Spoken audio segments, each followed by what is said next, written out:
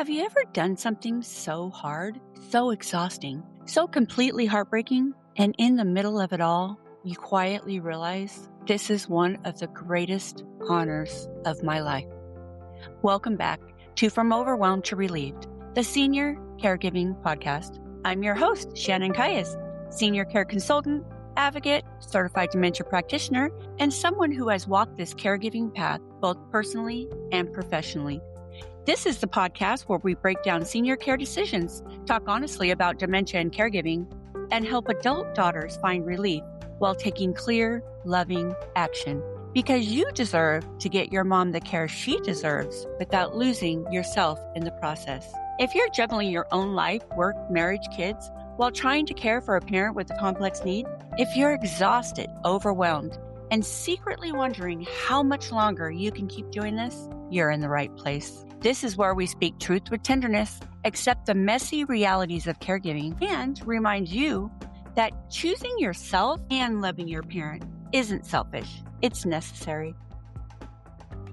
If you're walking your parent home to die, whether you brought them home or you've been caring for them at home through every single stage, and you're trying to figure out how to hold yourself together while also holding them, this episode is for you. Let me say something out loud that I don't think gets said enough.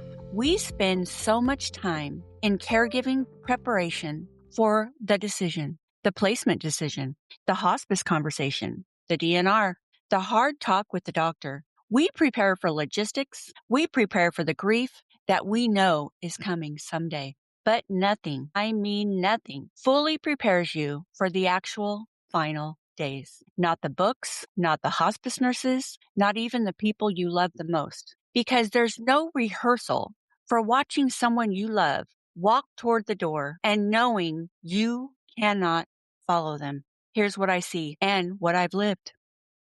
You've been caregiving for months, maybe years. You've done all the hard things. You've made the appointments, managed the medications, navigated the family options, and held it together in ways you didn't even know you were capable of. And somewhere along the way, you went on autopilot, not because you stopped caring, because you had to. Autopilot is how caregivers survive.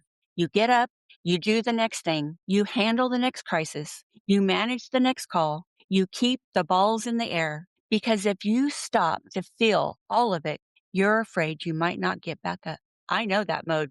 I live that mode. And I'll tell you what nobody tells you about autopilot. It's a gift and it's a thief. It's a gift because it keeps you functioning and it keeps you showing up.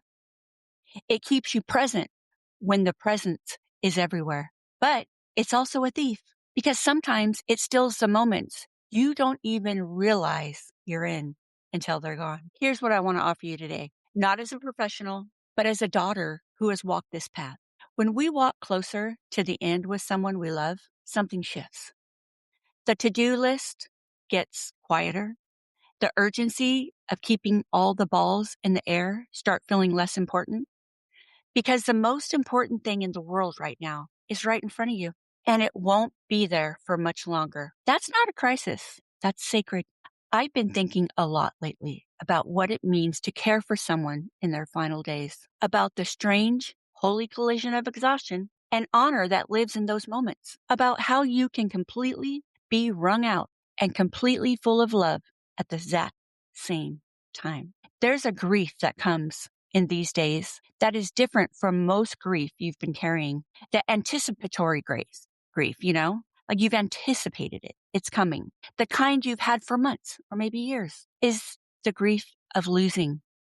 The grief in the final days is something else entirely. It's the grief of witnessing, of being trusted to be there, of being the one who stays. And that's an honor, especially when it's the hardest thing you have ever done. Can I be honest about something else? Because I think it needs to be said. When you're in your final season with someone you love, the rest of the world keeps moving. Your friends keep posting, your business community is connecting, people are doing all the things, building things, celebrating things, and you are here in this house, in this room, in this sacred, exhausting, irreplaceable moment. And sometimes you feel it, right? The FOMO, the pull, the quiet worry that you're falling behind, missing out, losing ground on life, on the life that you're building. I want you to hear me when I say this. This is a season, and seasons end. You will have time to build your business. You will have time to reconnect, and you will have time to get back to all of it. You will not get this time back. The business community will be there. The opportunities will come again. But right now, you are being called to something that requires your whole presence. And answering that call is not falling behind. It's choosing what matters most. Give yourself permission to be here, fully here. What actually helps, I want to give you a few things that might help you navigate these days. Not a checklist, just some truths. You don't have to feel the silence. One of the most loving things you can do in the final days is simply be there. You don't have to talk constantly. You don't have to fill every quiet moment with words. Presence is enough. Your presence is enough. Hearing the last sense go. So talk to her if you want to. Tell her you love her. Tell her she was a good mama. Tell her it's okay. Tell her she can rest. She can hear you, even when she can't respond. I know it's hard to stop managing and just be, but if there was ever a time to just let the balls drop, to let someone else make dinner, answer the emails, handle the call, it's now. The people who love you will understand. The things that feel truly urgent will wait. You don't have to resolve all the complexity. You don't have to decide if this is a good day or a terrible one, or it can be both. That's a saying these days. Both can be true, right? You can feel a profound love and a profound exhaustion in the same breath. You can feel relief that her suffering is ending and heartbreak that she is ending. Both are true and both are allowed. You're not doing this wrong. There is no right way to walk someone home. There is only your way with the love you have and doing the best you can. And that is enough. You are enough. Here's what I know from being on the other side of this. The days you spend in that room, exhausted, present, keeping vigil, those are all the days you will carry with you for the rest of your life, not as trauma, but as treasure. The families I've worked with who sat with their parent through the final days always say the same thing. I'm so glad I was there. I'm so glad I didn't miss it. You will be glad you were there, even when it's exhausting, even when it's messy, even when you feel completely undone. You're doing something sacred right now. And Denise, you don't have to hold it perfectly to do it beautifully. This week's challenge is a little different from our usual ones. There is no action item to complete, no list to make. This week's challenge is about permission. If you are in this final season with someone you love, you are allowed to let the non-urgent things wait. Write it down if you need to. I have permission to be here. Not managing, not fixing, not planning, just sitting beside them, holding their hand. Breathe. Let that be the most important thing you did today, because it is.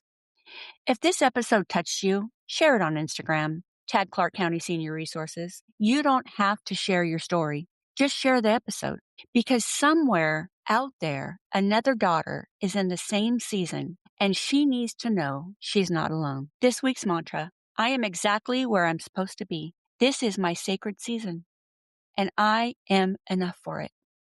Write on a sticky note. Put it where you see it. Say it out loud when you're on autopilot.